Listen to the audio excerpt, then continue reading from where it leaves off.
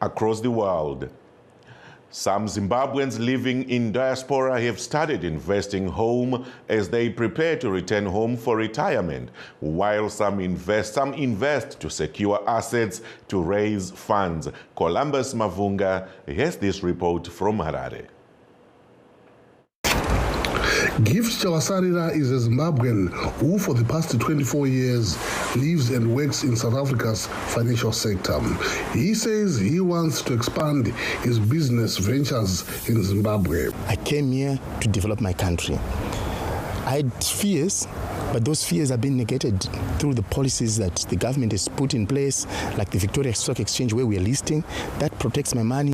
The Victoria Falls Stock Exchange, or VFX, was established in 2020 and is popular for trading in the US dollars, unlike the country's exchange, the Zimbabwe Stock Exchange, which allows trading even in volatile local currency, the ZiG. Begitemba Nkomo runs Diaspora Capital, an investment company working with Zimbabweans who live abroad who want to invest in their home country. We are finding that the need for Zimbabweans to have a home back in Zimbabwe is probably the number one need that is there.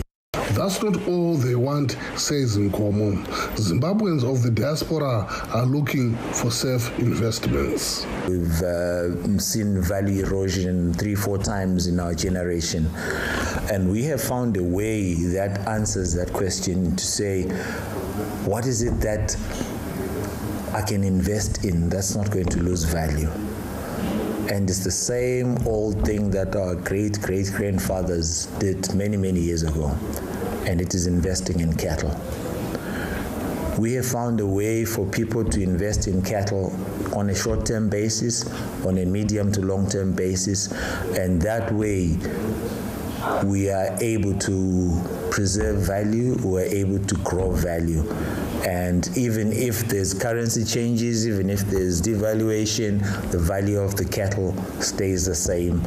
Marlon Guadu is an economist and a senior associate at Mark and Associates based in Harare. He says Zimbabwe now offers huge investments to both local and diasporians in mining, tourism, and agriculture. There's need for us to really have a structured investment products for diasporans. For example, the Diaspora Infrastructure Development Bond, which is tailor-made for foreign investors at the VFX in a way that protects their investment. I think it's a medium to long-term low-hanging fruit which needs to be harvested on, amongst many other opportunities for diasporans. In some townships of Harare, houses for Zimbabweans in the diaspora are springing up, and many hope to get returns through rentals. Others plan to eventually stay in their houses when they retire and return home. Officials we reached refused to comment on diaspora investments. However, when presenting the 2025 national budget, Finance Minister Mutuli Ncube said Zimbabweans living abroad sent $1.9 billion in remittances in the first 9 months of this year. He says remittances are now expected to get to $2.49 billion by the end of 2024 and $2.51 billion in 2025. Columbus Mavunga, VOA News, Harare, Zimbabwe. Some nuggets there of what's happening in Harare, Zimbabwe. Let's go to our Africa Myths and Disinformation series now.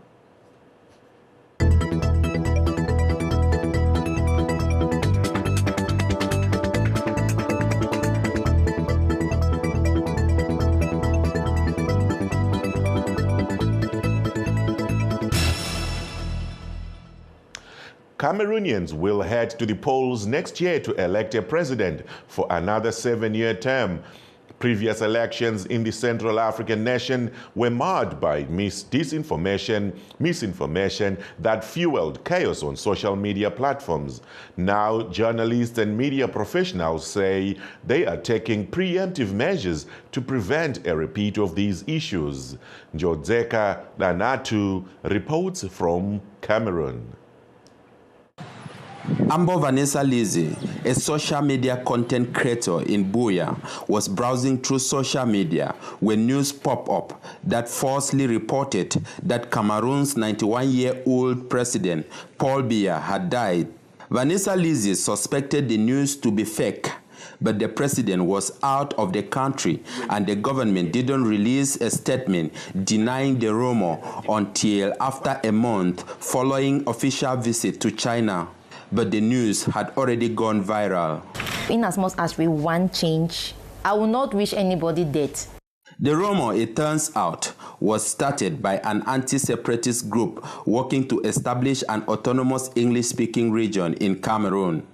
Batata Boris Karlov, station manager of CBS Buea in southwest Cameroon, vows to fight similar rumors and provide accurate reporting, especially as the 2025 election approaches.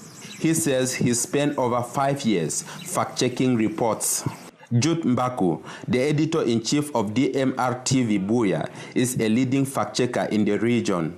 He's tracked separatist group using social media to mislead the public, even on personal matters involving the Cameroonian National Football Club. When the Lions went to Côte d'Ivoire for the African Nations Cup there, the Indomitable Lions were there.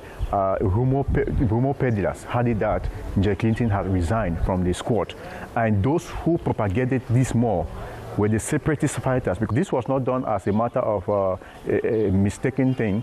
It was well cooked, well prepared to disinform and misinform people.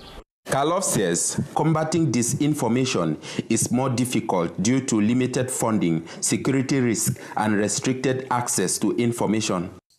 I have gone to the regional delegation of transport to ask for statistics of registered cars in the southwest, particularly in Buea.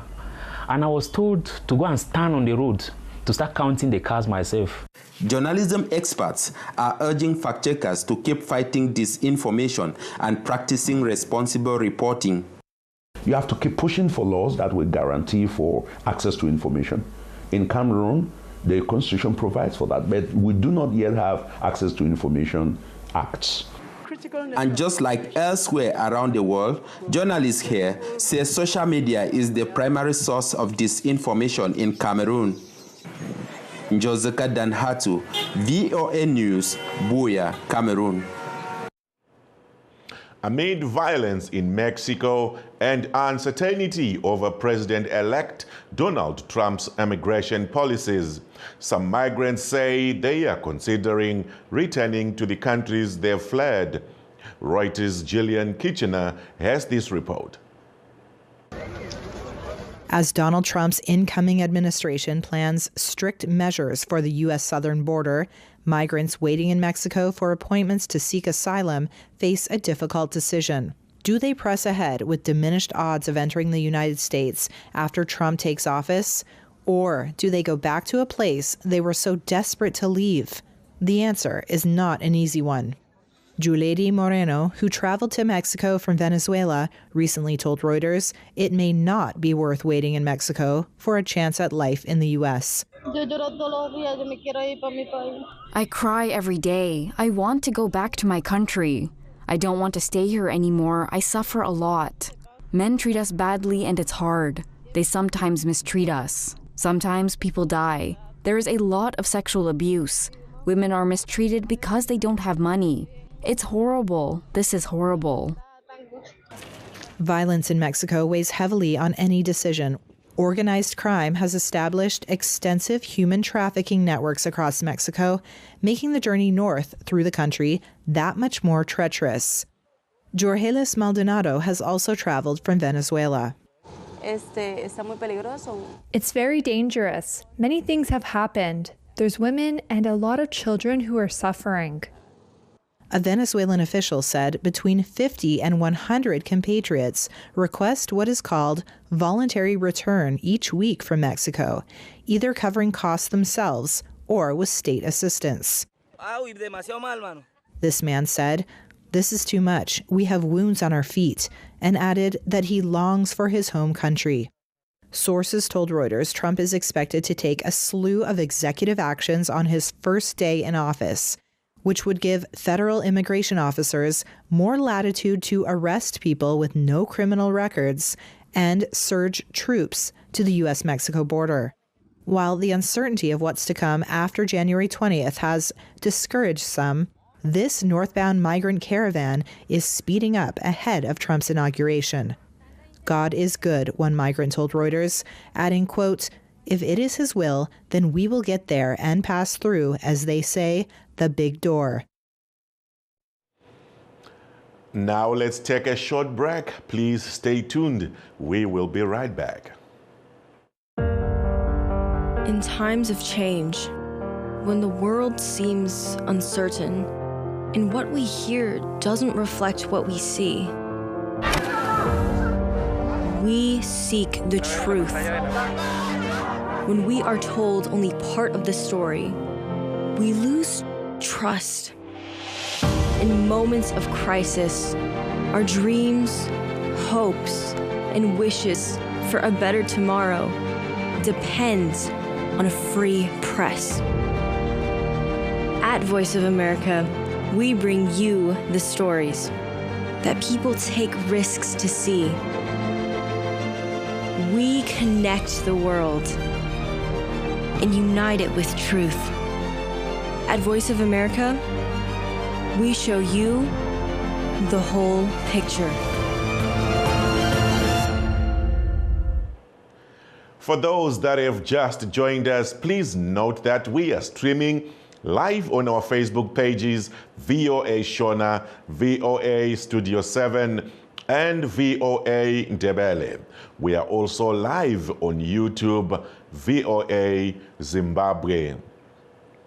Zimbabweans joined today the rest of the world in commemorating International Migrants' Day.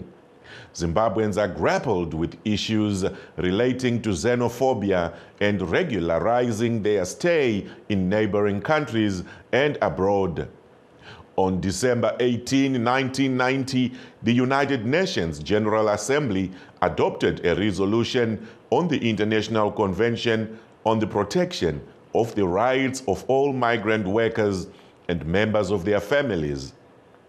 IOM Director General Amy Pope said they are committed to working closely with Zimbabwe to manage migration in a way that is humane, sustainable, and inclusive during her work visit to Zimbabwe recently.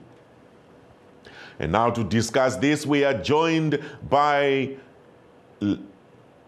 a legal expert, a human rights defender based here in the U.S., in Texas, Mr. Kennedy Masie, with the All Hands on Justice organization. Mr. Masie, welcome to Livetalk. Oh, thank you very much. Awesome, man. Now, today is making waves across the whole world. What is the importance of this day on a global scale? Let's start from there. Yes, today is to commemorate, immigration and migration, which is recognized under the United Nations. That migration is a human rights issue, and because of many things that are happening in different countries, strife, climate change, political upheavals in many countries. Migration is an important subject that needs to be talked about by world leaders and everyone concerned. Now, in as much as the world is engrossed and heavily invested in these migration issues, what is the status of migration? Let's base from Zimbabwe, and let's look at how many Zimbabweans have traveled across the world who now live over there. I know we have over 3 million people in just South Africa and many others in different parts of the world. Do you see migration playing an integral part in the day-to-day lives of Zimbabweans today? Yes, migration indeed plays a very integral part in the lives of Zimbabweans, as you said. And as you know, the diaspora, so to say, which are the migrants in other countries, also, play a huge, role in the GDP, in the money that they actually bring back to Zimbabwe. And talking about that, the issues that actually force the Zimbabweans to actually engage in these migrations are pretty much issues regarding governance. And of course, people should migrate. That's the nature of human beings. But the reasons of migrating as well are the reasons that need to be looked at. Many Zimbabweans have gone into different countries, South Africa, be it the United States, the UK, wherever they are, because of economic issues that are affecting the country. Some are economic refugees in different countries. Some are political refugees in various countries. And, of course, those reasons, being the reasons why Zimbabweans are migrating, should be addressed. Even though immigration is a fundamental right, is a right, the issues that are pushing people to migrate, especially from Zimbabwe, need to be addressed. And if those are addressed, I think some of the issues that bedevil migrants in those different countries might be also be looked into. Mm-hmm. Now, we are going to bring another legal expert from South Africa. I'm just getting a notification now. We will have Mr. Velempini Ndlovu joining us in a little bit to tell us a little bit more about the situation in South Africa, where there is a lot of Zimbabweans applying their trade and living there. But Mr. Masie, the challenges that migrants face across the globe, not just Zimbabweans only, what other challenges besides, I know there's culture issues, there's language issues, but on a broader scale, what are the biggest issues that the world needs to address in these migrant issues? Yeah, the biggest issues I think for migrants is the separation. The family unit is being, disseminated. Migrating in as much as it is attractive somehow for better opportunities. A lot of families are tearing apart. People migrate, say the father migrates or the mother migrates into a different country, and sometimes it takes a very long time for them to reunite after that migration, probably moving, to where probably the parent or the breadwinner is. So I think the biggest issue for me is the separation, the family units that we know as Africans are being, taken apart. And that is not good for the generation or for the young ones that are growing, because some of them are growing without both parents because the other parent is looking for opportunities elsewhere.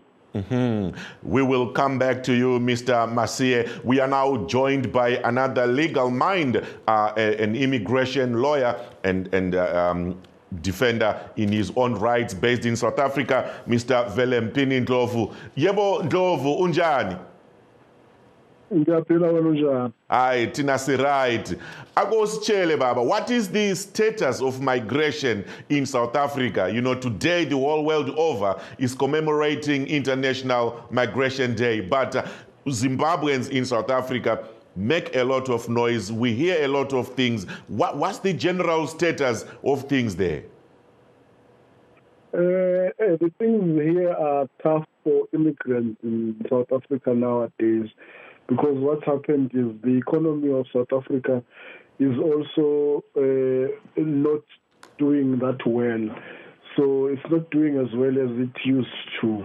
So now there's a competition for jobs and other business opportunities. That's why even currently, as we speak, they are saying that every spaza shop, that is, every spaza shop in South Africa should be registered. So they are in the process of registering. They said the deadline was this Tuesday, that's passed, but they've extended it to February to say everyone is supposed to be registered, because they've seen that many people from Pakistan, India, and Ethiopia are the ones that are running the spaza shops. So South Africans are now clamoring for those opportunities. And Zimbabweans, there are many Zimbabweans who migrated to South Africa, especially during the economic meltdown in Zimbabwe from 2007 to around 2008. And there are many who are still coming, and those ones are people who are actually fighting for what is called manual jobs, jobs that no one wants to do. But now, because of the tough economic conditions in South Africa, South Africans are now beginning to look at jobs that they did not previously look at, like people who work in gardens, people who work in restaurants, and people who are maids and the like. So it's not really a good time for an immigrant in South Africa, given the fact that it's also not that easy for them to get documentation, because to get a permit in South Africa is very hard. It's only people who've got critical skills who can easily get a permit. Otherwise, a general work permit is not something that is easy to come by. Now, while we are still in South Africa, Mr. Ndlovu, we've had issues of xenophobia attacks. We have heard about language barriers. South Africa has a whole bunch of languages they speak, the culture shock and all that. How is this affecting the migrants in South Africa? Yeah, it affects them negatively, because xenophobic attacks are sporadic and they do happen at times in a manner that's shocking. I myself and my family actually lost a cousin. I lost a cousin of mine, Elvis Nyati. I'm sure you heard that story. He was banned by people who suspected him of being a criminal, but he had never committed any crime in his life. So xenophobic attacks are very serious, in that they result in people being killed for no reason whatsoever other than the fact that they are foreigners, is what happened to my cousin Elvis Nyati. And many other people who fell victim. There are about 62 people who were killed during the xenophobic attacks of 2008, if I recall correctly. And then there were others who were killed also in other xenophobic attacks that happened. And immigrants stay under constant threat of being attacked, especially when we talk about language barrier. One of the things that they were doing when they were attacking people during xenophobic attacks was to speak to them in a local dialect and ask them things like, what is an elbow in isiZulu? And if you didn't know what an elbow is in isiZulu, you would get injured or you will get killed. And that actually affected even other South Africans who don't speak isiZulu, because there are other South Africans who speak languages like Venda, Tonga, who might not know isiZulu. So immigrants in South Africa actually face a very serious threat to their lives, and they are not exactly protected by the police, because the crime in South Africa is actually very high, so to such an extent that even the locals are heavily affected by crime. So it's not easy for police officers to concentrate on protecting immigrants when they are begging to even protect locals. I see. That's a lot there going on, Mr. Ndlovu, in South Africa. Let me cross over to Mr. Masie here in the US. Mr. Masie, in 1980, December 18, the United Nations General Assembly passed a resolution on the International Convention on of the Protection of Rights for all migrant workers and members of their families. What does this resolution speak on? Yes, this resolution basically speaks on probably the right to work and sustain themselves, like the immigrants, while it's in the foreign countries. So basically, it gives immigrants the same rights as loosely said the locals, if they are allowed to migrate in those various in those countries. So Pretty much, we have seen that happening in countries like the United States, where if someone migrates, they are given the opportunity to work and sustain themselves. They're given work authorizations and they are regularized. That is if they are regularized. But I've seen that in different countries, as my brother said here in South Africa, that they still face issues where people are being targeted for working. If you are, from, various countries, if you do have a spouse in South Africa, that can be seen as, taking jobs for locals. That in itself is not, in the latter and spirit of that resolution. Immigrants have got the right to work in the countries where they reside, and they should not be targeted for that using any other forms, xenophobia or otherwise. Mm-hmm. Mr. Ndlovu, let me come back to you as we wrap up for the day. Do you feel the migrant rights are observed based on your experience in South Africa and what you've heard also from other places across the globe? In South Africa, migrant rights are not protected because there's this sentiment that's rising, that's even pushed by prominent political parties, like we saw the Patriotic Alliance of Gayton McKenzie campaigning earlier this year when South Africa had their national elections, whereby the slogan "Mabahambe," which means they should all go, was prominent, and that party actually got about 6% of the vote, and that actually shows that the far right wing parties that campaign on issues like scapegoating migrants for things that are happening in the economy, where we all know that migrants are actually in the sidelines of the economy. They're not in the center. They don't control the economy, but they're blamed for everything. Like unemployment is blamed on migrants, crime is blamed on migrants.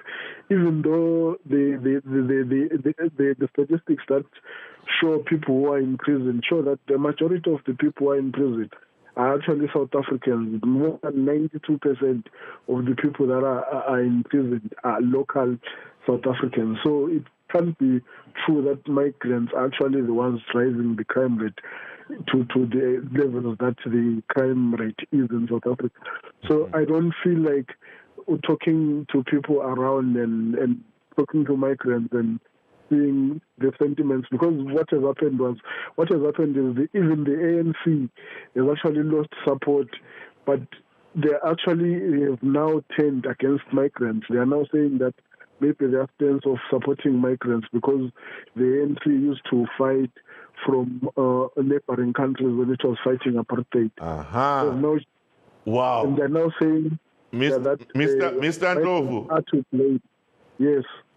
We will have to end it here, unfortunately, today. Time is not on our side. Let me thank you again, both of you gentlemen, for these quite insightful nuggets we've shared today. That was Kennedy Masie from All Hands on Justice here in Texas, in the U.S., and Mr. Velempini Ndlovu, another legal mind in South Africa. This brings us to the end of our show today, and thanks again to our listeners and viewers. I am signing out in Washington. This is Evans Zeninga.